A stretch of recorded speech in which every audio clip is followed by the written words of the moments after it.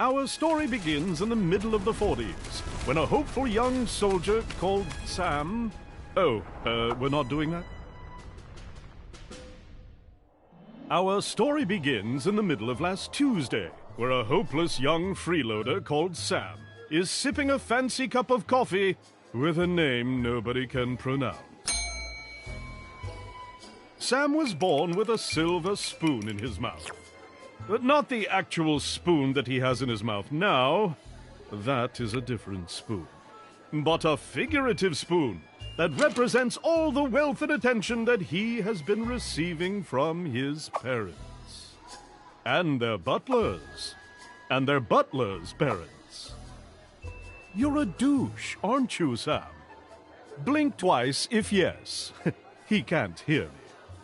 This is Sam's girlfriend, also not being heard by Sam. She's mad at Sam for his lack of responsibility produced by his large wealth. She also mentions the fact that Sam has forgotten her birthday for the 3rd year in a row. Sam's girlfriend is upset. As with most rich and famous brats, Sam does not pick up on that. Instead, he decides to lay this gem. Things just work out for me, baby. I can't just run around and do stuff. I'd end up with a limp spine or something. Sam's girlfriend does something she should have done a long time ago.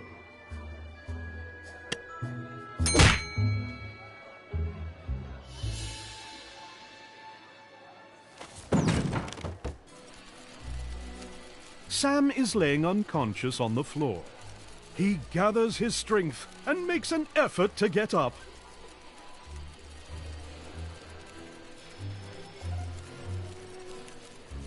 Then he makes another effort to stand up straight. Sam is hit in the head so hard, he has to remind himself how to walk. He takes a right step. Then he takes a left step. Good job, Sam! You're very good at existing. Huh? How dare you startle my child? An overprotective mother hurls a cup of coffee in Sam's face. He has to blink rapidly to regain his vision. Say something, Harold! Oh, gee. How is our son going to become a respected politician if he can't fend for himself? I thought he was gonna become an actor. Oh, what's the difference? Sam remembers the one thing he's good at, paying for stuff. So he turns around to pay for his beverage. Sam pays the guy 500 euros, barely covering the coffee. Thanks for the tip, douchebag. Sam decides to hurl another 500 at the guy. Not such a douchebag after all. Sam is hurling stacks of 500s left and right. He has no perception of money. Sam is about to spend his whole weekly allowance on tipping a barista named Tony. He really was hit hard in the head. Holy feces! I'll just start my own coffee shop! Once again, Sam makes someone quit their job by tipping them too much. So long, suckers!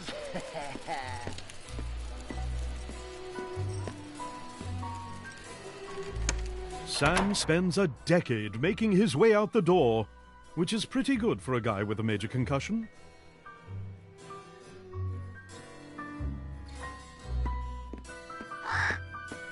As Sam waggles outside, he sees his girlfriend on the other side of the road. Sam pulls himself together and rushes towards his soon-to-be ex-girlfriend.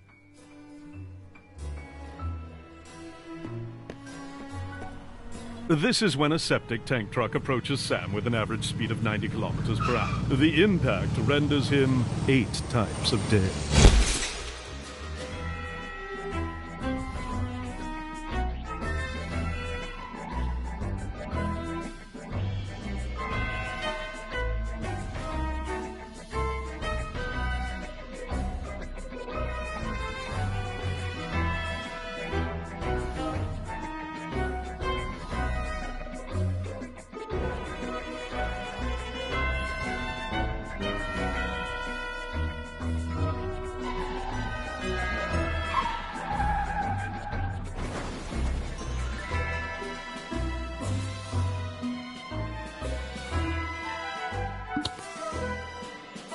Who cares who worked on the game? Just skip to the action. Who knew a bottle to the face would result in such a terrible fate for Sam? But a bottle won't be the only thing that will meet Sam's face today. There's also the ground in hell.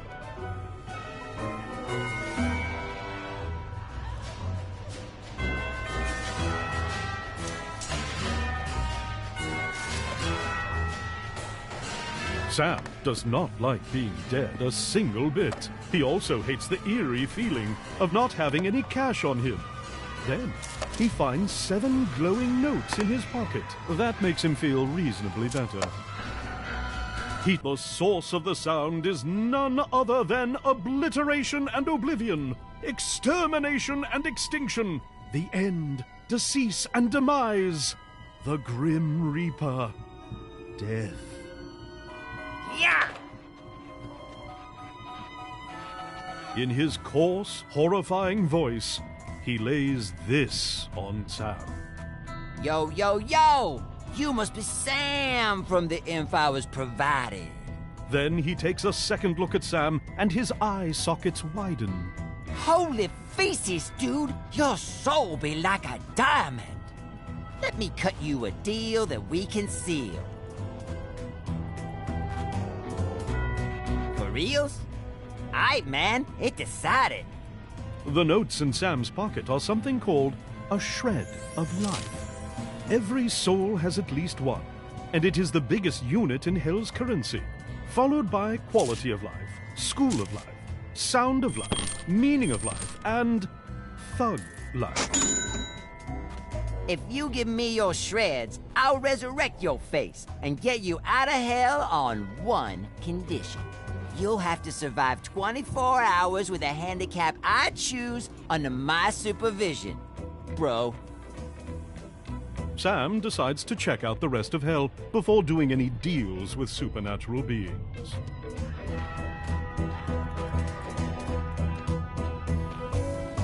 Why, hello there, dear sir. Let's see if we can find a job for you. You get to be... ooh, a plumber. That'll be all your shreds, dear sir. All right, that sounds fair. Yes. Sam notices that the souls that get into Hell are forced to get a job and become functioning souls of society. For most people, this is okay, but for Sam, it's horrifying. He hurls his shreds at death like he's never hurled piles of money before. Why, hello there, dear sir. Let's see if we can find a job. He keeps the last shred for the next time he meets the gatekeeper of Hell, whenever that's going to be. Heh. Aight, bro. I only get to do these deals annually. But if you really want to live in biz, you have to do it manually. Also, I will stop speaking in rhymes now.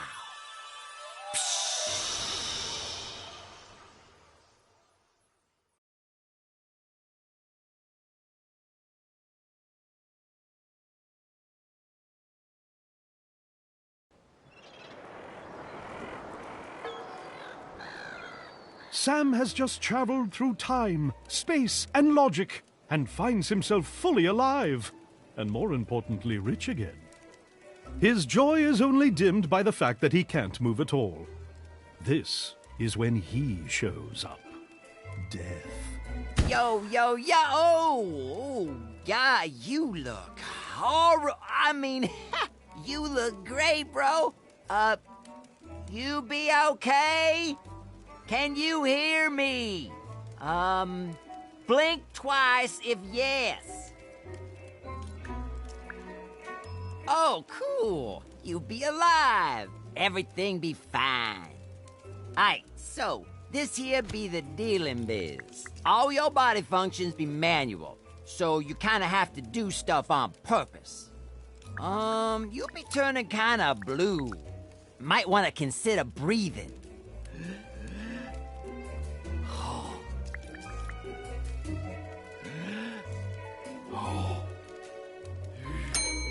Alright! Bitchin'! You been blinking and breathing, that be bitchin'. So, alright. Go survive for a day, and I'll let you live normally for the rest of your life. If you somehow die within the next 24 hours, you'll go to hell and I'll keep your shreds forever. I'll be over there doing kick flips if and you need me. Once again, Sam has to make an effort to get up. This time, he has to focus on his spine. And once again, he has to remind himself how to walk.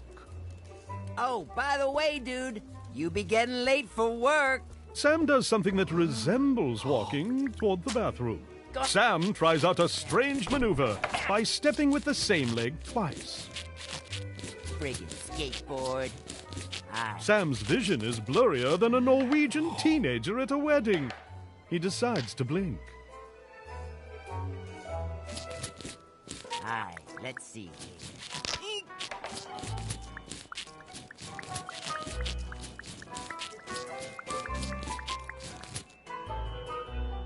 Sam holds on to that toothbrush like his life depends on it.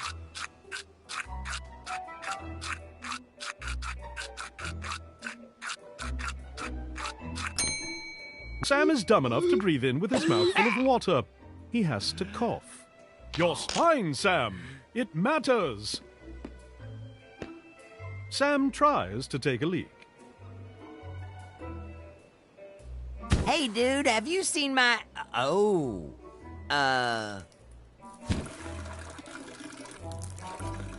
Blink, Sam! Blink!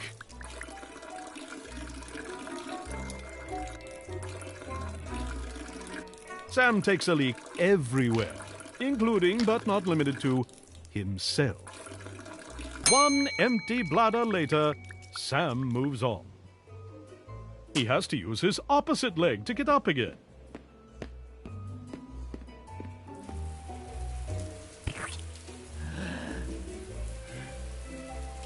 Sam tries to take a shower. He looks like a mantis that's trying to explain to someone how a bicycle works.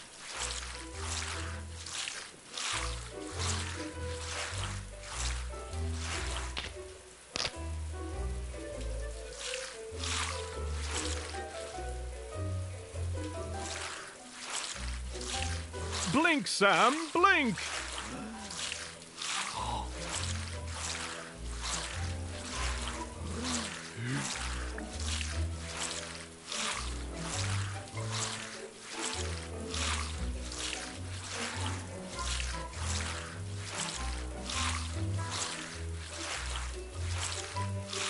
Blink, Sam, blink!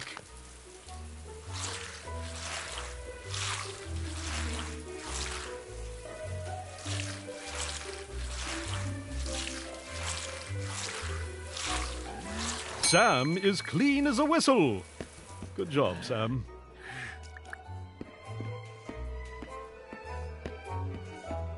You're impressing no one, Sam.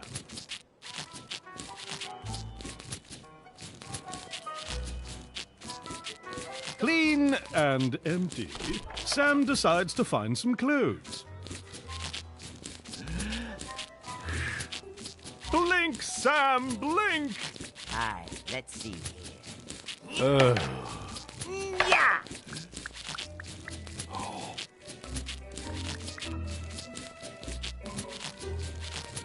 Hi, let's see here. Ah!